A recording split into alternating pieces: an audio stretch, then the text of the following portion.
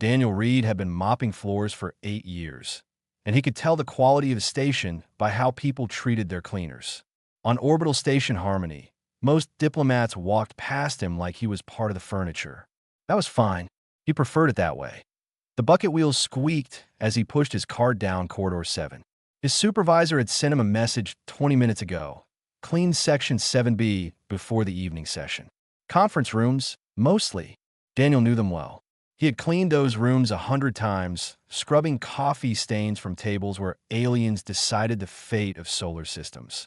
The corridor split ahead. Left went to 7B. The right passage had a sign he had never noticed before. Section 7 Royal. Authorized personnel only. Daniel glanced at his datapad. It clearly showed his assignment pointing right. Computer error, probably.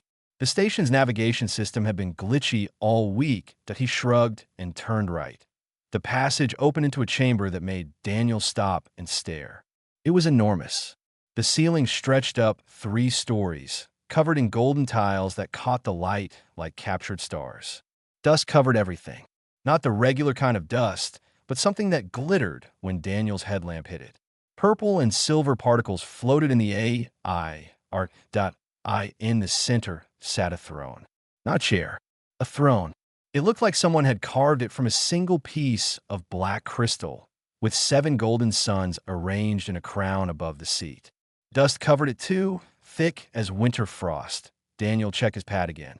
Clean Section 7B. This was probably part of it. He set down his bucket and got to work. The throne came first. He pulled out his microfiber cloth and started at the base, working his way up. The crystal was beautiful under the dust. Each stroke revealed darkness, so pure it seemed to absorb light. Daniel worked carefully around the golden suns, making sure not to scratch them. He was humming. He always hummed when he worked. An old song his grandfather taught him, something about rivers and roads. His grandfather had been a janitor too. He used to say that cleaning was meditation. You focused on one spot, one surface, one moment. Everything else fell away. The throne gleamed now. Daniel stepped back to admire it. Impressive. Whoever sat here must feel like they own the universe. He moved to the walls next, wiping down panels covered in symbols he could not read. They looked important. He treated them with respect. "What are you doing?" Daniel turned. A woman stood in the doorway. She wore a dress that seemed to be made of liquid silver, flowing around her like water. Her skin had a faint blue tint, and her eyes were too large for a human face. Purple hair fell past her shoulders in waves that moved on their own. She was Asterian. Daniel had seen a few on the station, always surrounded by guards and assistants. This one was alone. "Cleaning, ma'am," Daniel said. He held up his cloth as evidence. "Section 7B. My supervisor sent me. This is Section 7 Royal." Her voice had a musical quality, like wind chimes. The throne room of the Asterian Empire. Daniel looked at his pad, then at the room, then back at her. "I think there's been a mix-up." "You think?" She stepped closer, staring at the throne. "That is the throne of 7 suns. It has been touched only by emperors for 3,000 years. It's really clean now," Daniel offered. "I was careful." She blinked at him. Her expression shifted through several emotions Daniel could not name. Then, impossibly, she laughed. Not a polite laugh. A real one, surprised and genuine. "You polished the throne of 7 suns because your supervisor sent you to the wrong room." "Seems like it." Daniel scratched his head. "Should I not have? I can dust it again if you want. Make it look used." She laughed again. No, leave it. It looks better than it has in decades." She walked around the throne, trailing her fingers along the crystal. "We only use this room for the most important ceremonies. The dust is supposed to be sacred. Ancient particles from the home world, meant to remind us of our origins. I've got it in my bucket if you want it back." This time her laugh echoed through the chamber. She sat down on the throne, which seemed to surprise her as much as it surprised Daniel. "Do you know who I am?" "Anastirian, Ma'am. I am Princess Lyria Solthane, daughter of Emperor Thalric, heir to the Silver Dynasty." Daniel nodded. "Nice to meet you, Your Highness. I'm Daniel Reed. I clean things." "I can see that." She studied him with those 2 large eyes. "You are not afraid of me." "Should I be?" Most people are afraid of what I represent. Power, politics, duty. She said the last word like it tasted bitter. But you just see someone sitting in a chair. A very fancy chair, Daniel agreed. Must be uncomfortable, though. No questions. Emperors do not need comfort. They need presence. She stood up. Why are you here, Daniel read. Really? The computer does not make mistakes like this during Summit Week. Security is too tight. Honestly, I have no idea. I'll just go where I'm told and clean what needs cleaning. He picked up his bucket. I should probably leave before I cause an incident. Too late for that. The doors burst open. 6 Asterian guards rushed in, weapons drawn. They wore armor that looked like it was made from the same black crystal as the throne. Their leader shouted something in a language Daniel did not understand. Princess Lyria responded in the same language, sharp and commanding. The guards did not lower their weapons. They say you have defiled sacred space, Lyria translated. They want to arrest you for cleaning, for touching the throne, for being in this room, for breathing the sacred dust. She looked at him with something like regret. I am sorry, Daniel read. I cannot stop this. Protocol is absolute during the summit. 2 guards grabbed Daniel's arms. He did not resist. His bucket tipped over, soapy water spreading across the floor he had just cleaned. Your Highness, Daniel said as they dragged him toward the door. I got the throne really clean. That should count for something. She watched him go, her expression unreadable. Yes, she said softly. It should. The guards pulled Daniel into the corridor. The last thing he saw was Princess Lyria Solthane sitting back down on the throne of 7 sons, looking more alone than anyone he had ever seen. His bucket lay on its side, water pooling around it like a small silver lake. Daniel wondered if he was going to lose his job over this. That would be unfortunate. He liked his job. The holding cell was cleaner than Daniel expected. White walls, a bench, and a small window showing the stars beyond the station. He sat with his hands folded, trying to figure out how to explain this to his supervisor. His shift ended in 2 hours. Someone would need to cover his remaining assignments. The door opened. His supervisor, a nervous Torgathy named Brel, scrambled inside. Brel's 4 arms waved in agitation, his shell clicking with stress. Daniel, what did you do? Cleaned a throne room. Apparently the wrong throne room. The Asterian royal chamber. Do you understand the situation? Brel's translator crackled with distress. This is a diplomatic crisis. The Asterians are calling it defilement. Humans and Asterians barely tolerate each other as it is. I polished a chair, Brel. That's it. It is not a chair. Brel paced in circles. The throne of 7 sons represents 3,000 years of imperial authority. Touching it without royal blood is considered an act of profound disrespect. Some counselors are demanding exile. Others want worse. Daniel frowned. Exile from where? Earth? The station?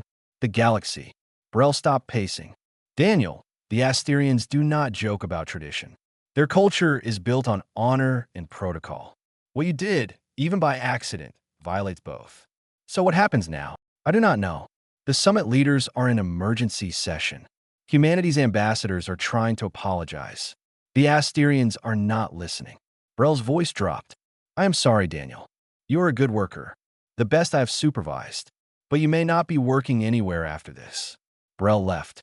Daniel sat alone for another hour, watching stars drift past the window. He thought about his grandfather, who used to say that honest work never hurt anyone. Apparently, grandfather had never cleaned alien throne rooms. The door opened again.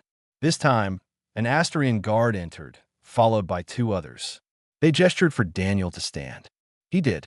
They led him through corridors he had never seen, past checkpoints where other aliens stared as he passed. They entered a circular chamber. It reminded Daniel of a courtroom, but grander. Asterians filled the tiered seats, all wearing formal robes in different colors. At the center sat Emperor Thaurik himself. Daniel recognized him from station broadcasts. The Emperor looked older in person, his face lined with weight that had nothing to do with age. Princess Lyria stood to the side, her silver dress replaced by formal armor. She did not look at Daniel. The Emperor spoke in Asterian. A translator box on Daniel's collar repeated the words in English. You are Daniel Reed. Human. Maintenance worker. Yes, sir. Your Majesty. Your Highness. Daniel was not sure which title fit. Yes. You entered the sacred throne room during Summit Week. You touched the throne of 7 suns with common cleaning tools. You disturbed the ancestral dust. What do you say to these charges? They're true. I did all those things. I thought I was assigned there. The computer sent me to the wrong section. Murmurs rippled through the chamber. An Astrian in red robes stood. Ignorance is not innocence. This human insults us with excuses. Another voice. This one in blue robes. The throne has been defiled. Only blood can cleanse this stain. Daniel swallowed. That did not sound good. Emperor Thalric raised a hand. Silence fell. What do you believe should happen, human? You understand our law has been broken. Daniel considered. Sir, I believe I should finish the job. The throne room was only half clean when they arrested me. There's still dust on the walls, and the floor needs a second pass. If I'm going to be punished for cleaning, I should at least do it properly. Shocked silence. Then chaos. Asterians shouted at each other. The red-robed one looked ready to launch himself at Daniel. The emperor said nothing, studying Daniel with eyes that had seen centuries of politics. Silence. The emperor's voice cut through the noise. He turned to Lyria. Daughter, you were present when this human entered our sacred space. What is your judgment? Lyria stepped forward. Father, honored counsel, I invoke the claim of service. More murmurs. The red-robed Asterian hissed. Princess, that law has not been used in 200 years. Then it is time we remembered it. Lyria's voice strengthened. The claim of service states that any person, regardless of origin, may prove their worth through labor. If Daniel Reed was truly cleaning our throne room, let him prove his competence. Give him a task. If he succeeds, his trespass is forgiven. If he fails, punishment proceeds. The emperor leaned back. An interesting application of ancient law. What task do you propose? The Grand Ceremonial Hall. It has not been used since grandfather died. The closing gala is in 3 days. If this human can prepare that hall to proper Asterian standards, he has proven his respect was genuine, not accidental. The red-robed Asterian laughed. Impossible. The hall requires knowledge of 17 ceremonial protocols. The human knows nothing of our ways. He will fail, and then we proceed with justice. That is the point of a trial, Lyria said coolly. Emperor Thalric nodded slowly. Very well, Daniel Reed. You have 3 hours to prepare the Grand Ceremonial Hall. If the council judges your work acceptable, your offense is forgiven. If not, you will face full punishment for your trespass. Do you accept? Daniel thought about his grandfather again, about the pride in doing work well, about treating every space with dignity. I accept. Then begin. Guards escorted Daniel to the Grand Ceremonial Hall. When they opened the doors, Daniel understood why the red-robed Asterian had laughed. The hall was enormous, easily 3 times the size of the throne room. Dust covered everything, but worse than dust. Tapestries hung in tatters. Crystal formations had fallen and shattered. Water damage stained the walls. Tables sat broken. The floor was cracked in places. 3 hours. Daniel set down his cleaning supplies and looked around. He did not know Asterian protocols. He had no idea what ceremonies required. But he knew buildings. He knew how spaces were supposed to feel. He got to work. First, the water damage. It was threatening a series of tapestries on the far wall. Daniel traced the leak to a broken seal in the ceiling. He patched it with sealant from his kit. The tapestries came down carefully. He laid them flat to dry. Next, the broken crystals. They looked important, arranged in specific patterns. Daniel studied the pieces, figuring out which went where. He used adhesive mint for delicate work, reconstructing each formation slowly. The floor came next. He could not fix the cracks in 3 hours, but he could clean around them, making them look intentional rather than neglected. He found a statue in the corner, half covered by torn curtains. It had fallen over at some point. Daniel lifted it carefully. It showed an Asterian male in imperial robes, face stern but kind. One arm had broken off. Daniel searched until he found it, then reattached it with the same adhesive he used on the crystals that he kept working. Tables repaired, dust removed, oils replaced. He did not know what was ceremonial and what was decorative, so he treated everything as if it mattered. Somewhere above, in a hidden gallery, Princess Lyria watched through a viewing panel. She saw Daniel stop his work to repair the fallen statue. She saw him handle it with the same care he had shown the throne. He did not know it was her grandfather. He just saw something broken that deserved fixing. Lyria pressed her hand against the glass, something tight loosening in her chest. 3 hours passed like 3 minutes. Daniel put away his last cleaning cloth as the doors opened. The council entered in silence, Emperor Thalric at their center. They spread out, examining every corner of the hall. Daniel stood by his cart, waiting. He had done his best. If it was not good enough, at least he had tried. The red-robed Asterian approached the repaired statue. He stared at it for a long moment. When he turned, his expression had changed. This statue, you fixed it. It was broken, Daniel said simply. Seemed wrong to leave it that way. Do you know who this is? No, sir. Just someone who looked important. This is Emperor Valen, father to our current emperor. This statue stood in the imperial palace for 50 years before being moved here. When it fell during the move, servants left it. They said repairing it was above their station. They did not have the right to touch imperial likeness. The red-robed Asterian's voice softened. You had no such concerns. I just saw something that needed fixing. Daniel shrugged. That's what I do. Emperor Thalric walked slowly around the hall. He touched the repaired tapestries, examined the reconstructed crystals, ran his hand along the cleaned walls. Finally, he returned to the center. This hall has stood empty for 30 years. We made excuses. Too much damage. Too much cost. Too many memories. He gestured to the statue. My father stood where you stand now, human. He believed that every person deserved dignity, regardless of their station. The nobles thought him weak for this belief. After he died, we let his hall fall into ruin. We let his statue lie broken. The emperor's eyes, ancient and tired, fixed on Daniel. You did not just clean this hall. You honored it. You honor my father. You did this without knowing our protocols, our ceremonies, our traditions. You did it because you believed the space deserved respect. Every space deserves respect, Daniel said quietly. That's what my grandfather taught me. The emperor nodded. Your grandfather was wise. He turned to the council. I see no reason to continue this trial. This human has proven his worth. More than that, he has reminded us of something we forgot. That honor is shown through action, not words. That respect requires no protocol. The red-robed Asterian bowed his head. I agree, Majesty. My judgment was hasty. This human's offense is forgiven.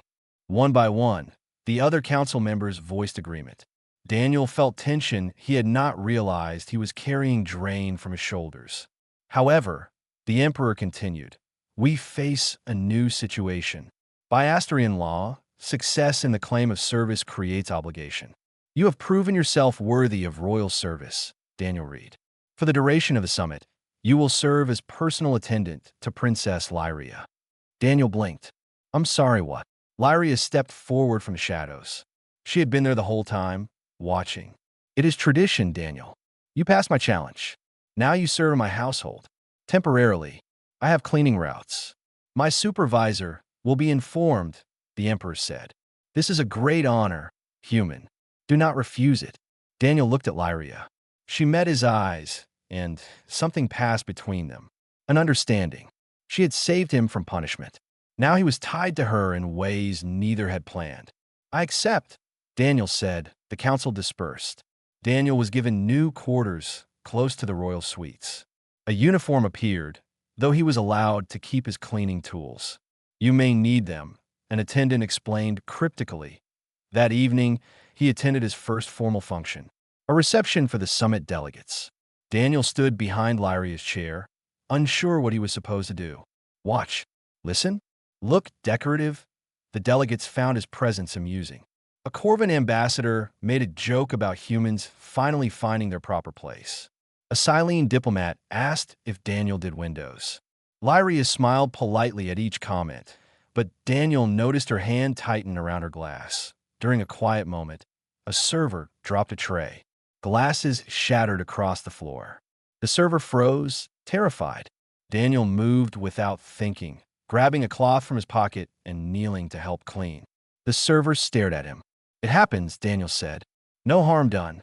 Around them, conversations had stopped. Delegates watched a royal attendant cleaning up a mess. Then, slowly, they returned to their discussions. The server whispered thanks and hurried away. Lyria leaned close. "You did not have to do that. Someone had to. Most people in your position would have let the server handle it. Maintain dignity through distance." "That's not dignity," Daniel said. "That's just cruelty dressed up fancy." Something flickered in Lyria's expression. Surprise, maybe, or recognition. The reception ended late. Lyria dismissed the other attendants, but asked Daniel to walk with her to an observation deck. The deck was empty, stars spreading in every direction through the transparent walls. "I need to apologize," Lyria said. "For what?" "For putting you in that position. The claim of service seemed like the only way to save you, but I did not consider what it would cost. You are now bound to me until the summit ends." "That was not fair." Daniel looked out at the stars. "You saved my life, or at least my freedom. I think walking around at fancy parties is a fair trade. You do not understand what this summit is." Lyria's voice dropped. "It is not just about politics. At the end, in 2 days, I am expected to announce my betrothal to Lord Valen of House Koros. It is an alliance my father arranged years ago. Do you want to marry him? What I want has never been relevant." She laughed, but there was no humor in it. "I'm a princess. My purpose is to serve the Empire. Personal desires are luxuries I cannot afford." "That's the saddest thing I have ever heard." Lyria turned to him, startled. "You're a person before you're a princess. Everyone is a person first. Job titles come second. Easy for you to say. You chose your job." "True," Daniel admitted. "But I also choose how I do it every day. Where I start. What I clean first. Which music I hum while working. Those are small choices, but they are mine. They make the work feel less like obligation and more like purpose. Small freedoms." Lyria tested the words. "I have never thought of it that way. Sometimes the smallest freedoms matter most." They stood in silence, watching stars drift past. Somewhere in the station, diplomats plotted and planned. Alliances formed and broke. Power shifted in invisible currents. But on the observation deck, a princess and a janitor found an hour of peace. When Lyria finally left, Daniel remained. He pulled out his cloth and started wiping down the viewing windows. They did not need cleaning, but the motion was comforting. Familiar. His reflection stared back at him from the glass. Behind it, stars burned cold and distant. 2 days until Lyria announced her betrothal. 2 days until his service ended, and he returned to his regular routes. Daniel wondered why that thought felt heavier than it should. Lord Valen arrived at the summit like a storm. He traveled with 20 guards, 6 advisors, and enough luggage to fill a cargo bay. Daniel watched from his position behind Lyria as Valen greeted the Emperor with perfect protocol. Valen was tall, even for an Asterian. His armor was polished to a mirror shine. His purple hair was braided with silver wire. When he smiled, it looked practiced, rehearsed. "Princess Lyria." Valen took her hand, kissing it with precise formality. "You grow more radiant with each passing year." "Lord Valen, welcome to Orbital Station Harmony. I see you have acquired a human attendant." Valen glanced at Daniel the way someone might notice a stain on a carpet. "How progressive. Daniel has proven himself valuable," Lyria said carefully. "I am sure." Valen's smile never reached his eyes. Humans do have their uses. They are excellent at menial tasks. Daniel said nothing. He had learned quickly that royal attendants were expected to be invisible unless directly addressed. But he watched Valen carefully. Something about the man felt wrong. Like furniture arranged to look welcoming, but designed to be uncomfortable. That night, the summit held a state dinner. Daniel stood against the wall with other attendants, watching the delegates eat. The meal dragged through 7 courses, each with its own ceremonial toast. During the 5th course, Valen was telling a story about a diplomatic mission to the Corvan territories. He gestured dramatically, and his glass tipped. Red ceremonial wine spread across the white tablecloth, dripping onto the floor. Oh dear! Valen looked directly at Daniel. Attendant, clean this immediately. The room fell silent. Everyone understood what was happening. This was not about spilled wine. This was about power, about putting a human in his place. Daniel grabbed his cleaning cloth and walked to the table. He knelt, wiping up the wine without expression. The liquid stained his uniform. He had not complained. Tell me, human, Valen said, loud enough for everyone to hear. Do you enjoy your work? Crawling on floors? Cleaning up after your betters? Daniel looked up. Valen's smile was sharp. Cruel. Yes, sir, Daniel said evenly. Someone has to do it. Might as well be someone who cares about doing it right. Such dedication. Perhaps that is why your species is suited for service. You have no ambition for anything greater. Lord Valen. Lyria's voice cut across the room like ice. That is enough. Of course, princess. Forgive me. I meant no offense. Valen's smile widened. I simply find it fascinating that you would choose a human for your personal attendant. They are so fragile, so temporary. One wonders what qualities drew your attention. The threat beneath those words was clear. Daniel finished cleaning and returned to his position.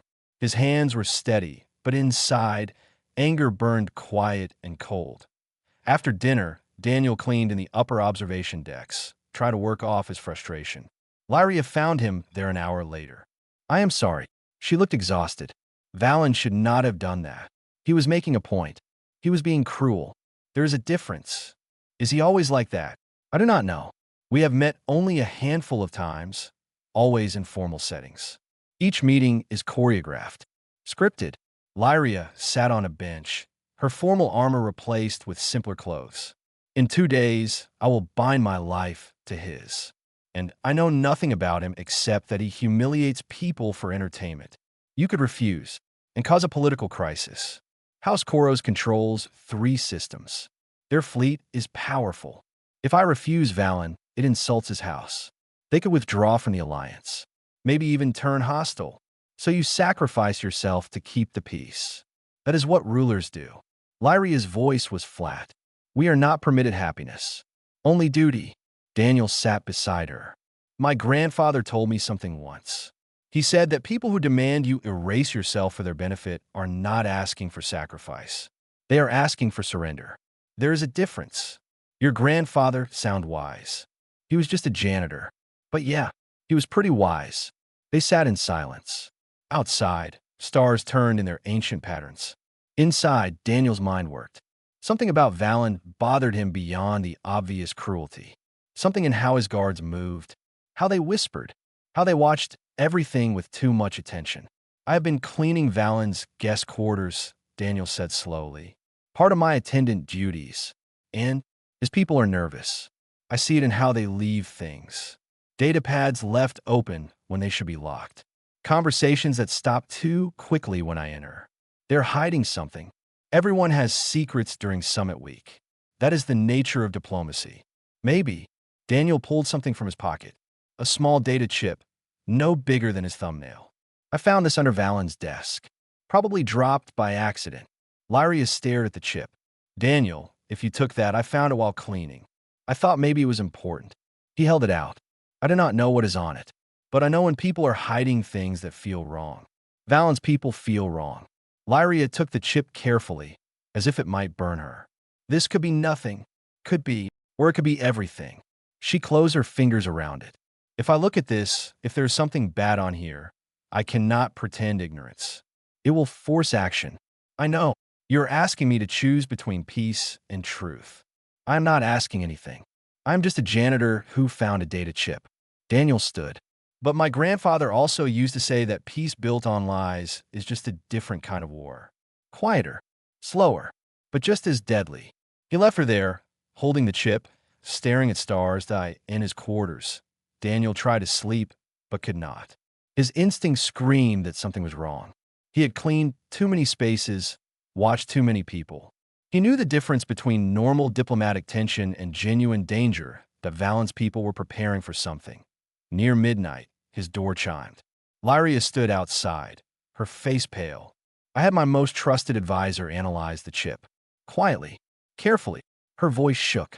It contains communications between House Koros and the Varith Syndicate, weapons transfers, technology sales. The Varith are our enemies, have been for centuries. Why would Valen help them? Because he is planning something. The communications mention the betrothal ceremony. They mention the Emperor.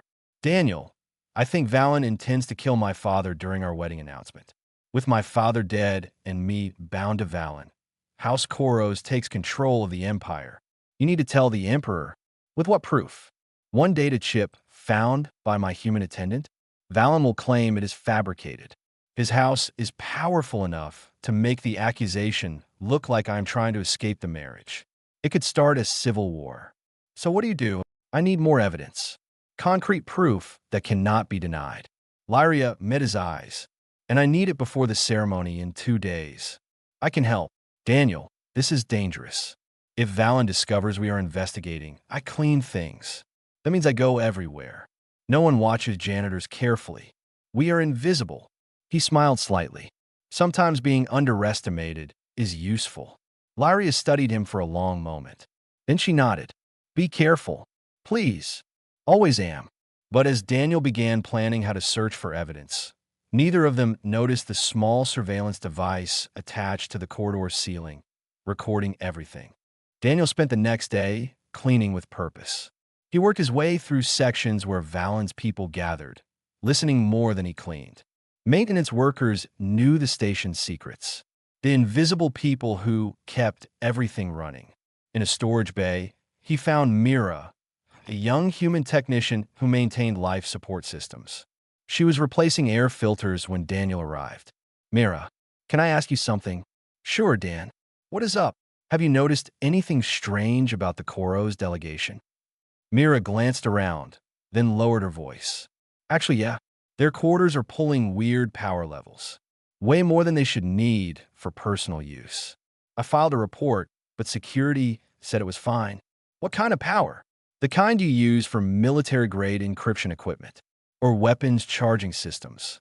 She pulled out her datapad, showing him the readings. See? These spikes happen every few hours. Something big is drawing power in their section. Can you keep monitoring it? Why? What is going on? Daniel hesitated. Then he decided Mira deserved honesty. I think they are planning something bad. I need proof. Mira studied him. This about Princess Lyria? How did you? Everyone knows you are her attendant now. And everyone knows she is supposed to marry that Koros lord. If he is dirty and you're asking questions. Mira nodded slowly. Yeah, I will keep watching. But Dan, be careful. These people do not play nice. Daniel thanked her and moved on. In the kitchens, he found an old Silene chef named Corvus who had worked on the station for 20 years. Corvus was mixing something that smelled like sulfur and roses. Corvus, what do you know about Lord Valen's people? Corvus's 6 eyes blinked in sequence. They tipped poorly. Why? I think they might be dangerous. More dangerous than most. Corvus stirred his pot. I heard 2 of his guards talking yesterday. They thought I did not understand Asturian military dialect, but I have cooked for enough soldiers to know the words. They mentioned something called Operation Sunrise. Talked about timing being critical. Operation Sunrise meant nothing to me, but they seemed excited. The wrong kind of excited. Corvus tasted his mixture, made a face, added more sulfur. I also noticed they have been mapping station security patterns, asking questions about response times, guard rotations. Very subtle, very careful. Daniel's blood ran cold. Can you write down everything you remember? Dates, times, exact words if possible. I can. Corvus looked at him seriously. You are collecting evidence. That means you are planning to act. Daniel, these people killed the last person who asked too many questions about them. A reporter on Koros station. Made it look like an accident. How do you know that? I hear things. People talk around cooks like we are furniture. Corvus pulled out a data chip. Here, I have been keeping notes for months, just in case someone ever asked. Seemed like information that might be needed someday. Daniel took the chip like it was made of gold. Thank you. Thank the princess. She is the first royal in my lifetime who treats service staff like people. If she is in danger, we protect her. That is our job too. Daniel gathered more evidence throughout the day. A Torgathy engineer had noticed unusual modifications to Valen's shuttle. A security guard remembered seeing Koro's people in restricted areas. Each piece was small. Together, they formed a picture. That night, Daniel brought everything to Lyria in her private chambers. She was still in her formal robes from the day's meetings, looking exhausted. "Daniel, did you find anything?" He handed her 3 data chips. Power anomalies, military communications, security mapping, something called Operation Sunrise. And this. He showed her a schematic Mira had pulled. "This is Valen's shuttle. Someone added weapon mounts. Hidden ones. Station security did not catch them because they were installed after the initial inspection." Lyria went through everything, her expression growing darker. "This is enough. We can take this to my father." "When?" "Now. He is in his private study." "I can." The door burst open. Valen strode in with 4 guards, their weapons drawn. His practiced smile was gone, replaced by cold calculation. "Princess, how unfortunate." Daniel moved in front of Lyria instinctively. "You are not supposed to be here. And you, janitor, are not supposed to be investigating your betters." Valen gestured. A guard threw a small device on the floor. It projected a hologram, showing Daniel and Lyria's conversation from the night before. Every word. "We have been monitoring you since the throne room incident. When you started asking questions, we decided to watch more carefully." Valen stepped closer. "Did you truly think we would not notice?" "The Emperor will know," Lyria said. "My people will tell him. Your people will find you tragically dead, killed by your human attendant, who was secretly a Verith agent. So much for trusting other species. I will comfort your father in his grief, and when the pain becomes too much, he will have an unfortunate accident as well." Valen's voice was pleasant. "Then I take the throne. House Koros ascends. Everything proceeds as planned. You will not get away with this." "Of course I will. Who is going to stop me? A princess who never learned to fight? A janitor with a cleaning cloth?" Valen laughed. "Operation Sunrise begins at dawn. By sunset tomorrow, I will be emperor." Daniel's mind raced. They were in Lyria's chambers. No weapons. For train guards. Valen himself was probably dangerous. The odds were impossible, but Daniel had spent 8 years learning this station. Every corridor, every system, every overlooked space. "Lyria," he said quietly, "when I say run, go left. 3rd panel down. Emergency maintenance shaft." "Daniel, no now." Daniel threw his cleaning cart at the nearest guard. It hit hard, sending the guard stumbling. Daniel grabbed Lyria's hand and ran. "Left. 3rd panel." His fingers found the hidden release. The panel opened into darkness. They dove through as weapons fire scorched the air behind them. The maintenance shaft was narrow, built for equipment access, not people. Daniel pulled Lyria along, navigating by memory. Behind them, guards struggled to follow. "Where are we going?" Lyria gasped. "Somewhere safe. Then we get help." They crawled through darkness, the sound of pursuit echoing behind them. Daniel's hands found familiar pipes, familiar turns. He had cleaned these shafts 100 times. He knew them better than anyone. They emerged in a storage level 3 floors down. Daniel sealed the hatch behind them and dragged Lyria toward a communications panel. "We need to contact your father. Alert security. Get help before." Alarms blared. Red lights flashed. A voice over the intercom. "Security alert. Princess Lyria Solthane has been kidnapped by a Verith agent. All personnel are ordered to locate and detain the human Daniel Reed." Daniel stared at the panel. Valen had moved first. Now the entire station thought Daniel was the enemy. Lyria grabbed his arm. "We need to run." "Where?" "Valen controls the narrative now. Security will be looking for us. Your father will think I took you. Then we prove him wrong." Lyria's eyes blazed with determination. "You said small choices matter. We choose to fight. Right now. No matter the odds." Daniel looked at her. Really looked. The scared princess was gone. In her place stood someone stronger. Someone ready. "Okay," he said. "Then we fight." Behind them, boots thundered in the corridors. Valen's voice echoed through the station. "Find them. Kill the human. Bring me the princess." Operation Sunrise has begun. The maintenance tunnels became their home for the next 12 hours. Daniel led Lyria through passages only station workers knew existed. Pipes carrying water, ducts moving air, crawl spaces where cables snaked like metal vines. They paused in a junction point. Daniel checked his datapad, but Valen had locked him out of all systems. No communications, no access to security. Nothing. We cannot hide forever, Lyria said. Eventually they will find us. I know, but we need a plan. Valen has security looking for us. He has control of the narrative. If we just rush out, we get killed or arrested. Neither helps. Lyria wiped dust from her face. Her formal robes were ruined. Her hair had come loose from its braids. She looked nothing like the princess from the state dinners. She looked real. The betrothal ceremony is tonight. That is when Valen plans to kill my father. Operation Sunrise. If we can stop that, we stop everything. How do we stop it if we cannot reach anyone? We reach everyone. Lyria's eyes lit up. The ceremony is broadcast across the Empire. Billions watching. If we can interrupt that broadcast, show the evidence, Valen cannot hide anymore. The broadcast runs through the station's main communication hub. It is heavily guarded, but you know how to reach it. Daniel thought. There is a maintenance access. It is tight. Barely fits one person. But yeah, I can reach it. Then we go now, before Valen realizes what we are planning. They moved through the tunnels. Daniel navigated by memory, taking routes he had cleaned 1,000 times. They passed through spaces where the station's bones showed. Raw metal, exposed circuitry, the truth beneath the polished surface. They found Mira in a ventilation control room. She jumped when they appeared, then relaxed. Daniel, everyone is looking for you. They say you kidnapped the princess.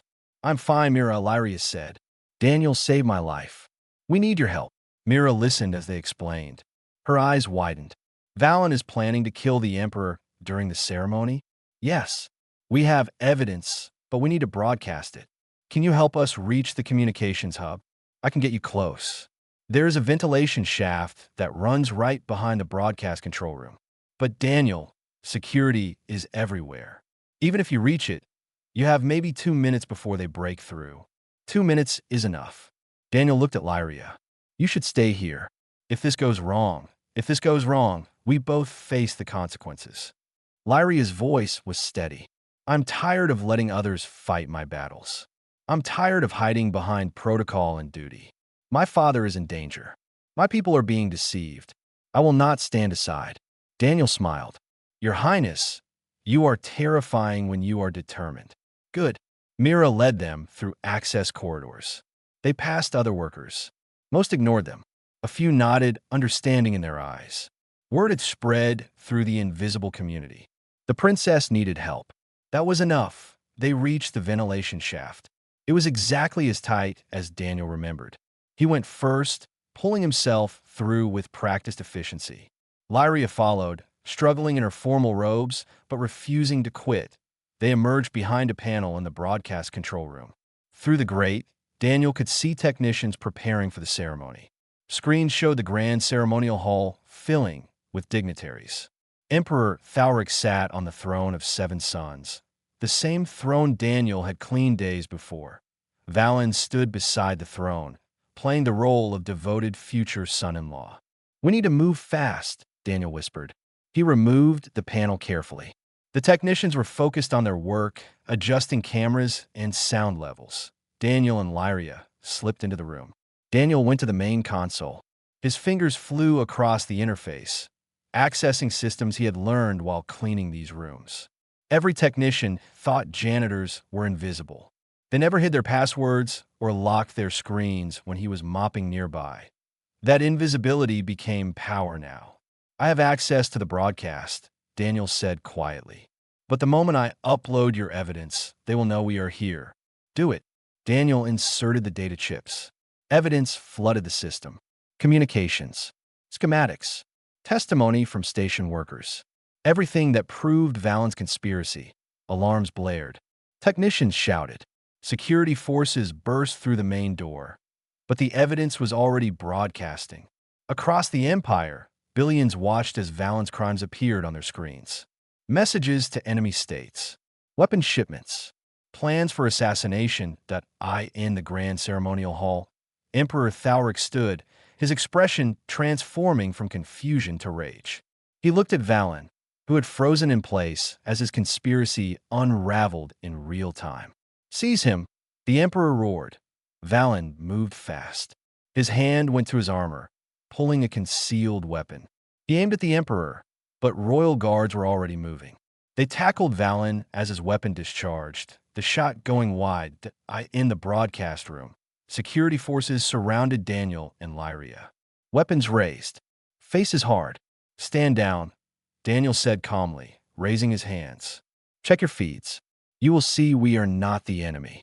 One security officer checked her datapad. Her expression shifted. "Sir, the broadcast shows evidence that Lord Valen was planning to assassinate the Emperor. The human and the princess stopped it. Weapons lowered. The security chief stepped forward. "Princess Lyria, are you unharmed?" "I am fine, Commander. Thanks to Daniel Reed, who saved my life and exposed a traitor." Lyria's voice carried absolute authority. "Escort us to the Grand Hall. My father needs to see us." They walked through corridors lined with station personnel. Word spread faster than they could walk. Workers emerged from their hidden spaces, standing at attention as the princess passed. Not from duty, from respect. In the Grand Hall, chaos had settled into grim order. Valen knelt in restraints, his guards arrested alongside him. Emperor Thalric stood on the dais, ancient and tired but unbowed. Lyria ran to him. They embraced, and for a moment, the Emperor was just a father holding his daughter. Then he turned to Daniel. "You are the human janitor who cleaned my throne room." "Yes, sir. You saved my daughter. You exposed a conspiracy that would have destroyed my family and plunged the Empire into chaos." The Emperor studied Daniel with eyes that had judged thousands of people. "What reward can I offer that would be worthy of such service?" Daniel thought about his grandfather, about honest work and small freedoms, about the life he had built, simple and meaningful. "I would like my job back, Your Majesty, if that is acceptable." Stunned silence. Then the Emperor laughed. A real laugh, surprised and genuine. "You want to return to cleaning floors? I like cleaning floors. I am good at it. And this station needs people who care about doing work properly." "This is true." The Emperor nodded. "Very well. You may return to your position. However, I also appoint you as special maintenance liaison to the Imperial household. You will coordinate between service staff and royal administration. We have learned that those who maintain our spaces see much that we miss. That knowledge is valuable. I accept. Thank you." The Emperor turned to address the assembly. "Let today's events remind us that worth is not determined by title or blood. A janitor proved more loyal than a lord. Workers we ignored daily risked everything to protect us. This will change. I am issuing imperial reform. Every profession, from maintenance to monarchy, will be honored equally in law. We call this the Reed Doctrine." Daniel wanted to protest, but Lyria squeezed his hand. "Let happen," her eyes said. Weeks passed. The summit ended with new alliances formed and old ones reinforced. Valen faced trial for treason. His house fell from power. Peace, real peace, settled over the Empire. Daniel returned to his routes. He still cleaned the same corridors, the same rooms. But now, people smiled when they saw him. They knew his name. They thanked him for his work. Lyria took a new role in governance. She met regularly with service staff, learning about the station's hidden infrastructure. She reformed labor conditions, improved pay, created councils where workers could voice concerns. And sometimes, when Daniel was cleaning an observation deck or polishing the throne room floor, Lyria would join him. She wore simple clothes now, more comfortable than formal robes. They would talk about small things. The stars, the day's work, the choices that shaped their lives. One evening, Daniel was cleaning the throne room alone. The throne of 7 suns gleamed under his care, as perfect as the day he first polished it. Lyria entered quietly, watching him work. "Do you ever regret it?" she asked. "Staying here? You could have asked for anything. Wealth, title, a place on a council." Daniel set down his cloth. "I came here to clean a room. I left with something far more valuable. Proof that doing the right thing, no matter how small, always matters. That is worth more than any title. Lyria stepped closer. You did not steal my heart, Daniel. I gave it freely, to the only person who saw me, not my crown. And you gave me something I never had. Purpose beyond routine. The knowledge that my work matters. He smiled. Also, you are pretty good at cleaning windows now. That training paid off. She laughed and kissed him. Outside, stars turned in their endless dance. Inside, a throne room stood perfect and clean, maintained by someone who understood that true honor was not about power or position. It was about showing up every day and doing your work with dignity. 6 months later, the Astrian Empire announced historic reforms. Every profession would be honored equally. Every worker would have voice in governance. Every person would be judged by their character, not their station. The Empire called it the Reed Doctrine. Daniel still insisted on doing his own cleaning that he was, after all, very good at it.